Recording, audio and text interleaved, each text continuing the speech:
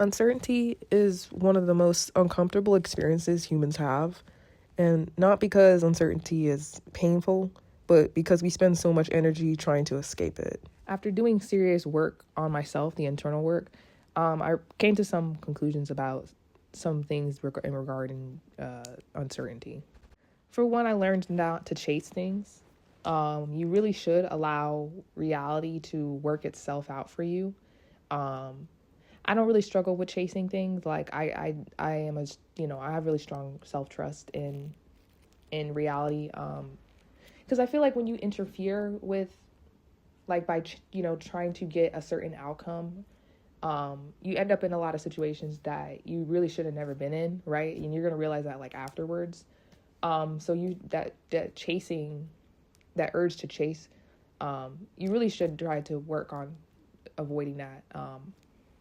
Also, it's good to avoid, like, fantasy when it comes to uncertainty, because when you're in a situation when you're like, oh, okay, I'm if I get this job, this means I'm gonna have this means I'm gonna live this lifestyle, this means I'm gonna get all this attention from all these people and stuff. But a lot of times it's kind of like a sedative, right? Or not a sedative, maybe like anesthetic.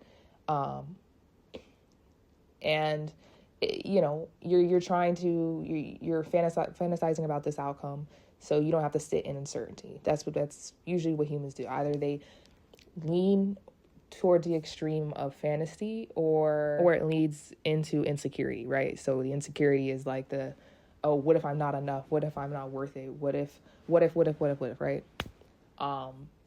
It's good to strike right in the middle, a balance between both of them, and that's where you're operating in reality. Like, I noticed that a lot of people, they are quick to switch between each extremes, but the advanced work is actually striking it right in the middle of being in reality and recognizing that it's okay to just say, I don't know. There's the reality a lot of times will give you a response of, I don't know.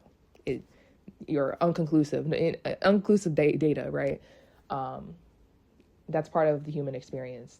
And in those moments, I think it's good to reflect and not be so quick to get emotional and to rush or to stress any of that. Really, those are those little sliver of life where it wants you to reflect and to accept the outcome, whether it's a good, or whether it's positive or it's negative, right?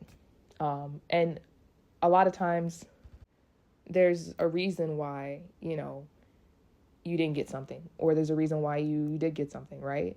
But when you kind of get to that place of acceptance of, you know what, I'm okay with a response of, I don't know. I've accepted if I get something, if I don't get something, if this thing happens or it doesn't happen, I'm going to be okay regardless, right? It's much easier to move through life.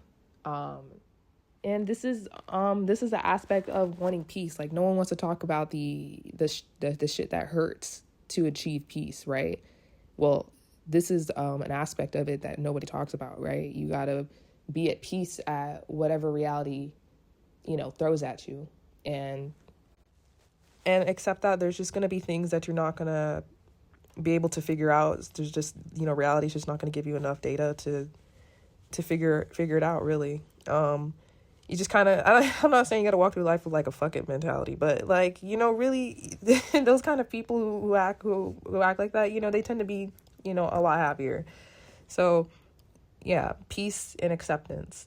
So my question to you is, if reality never gives you an answer, can you still be at peace? Thanks for watching.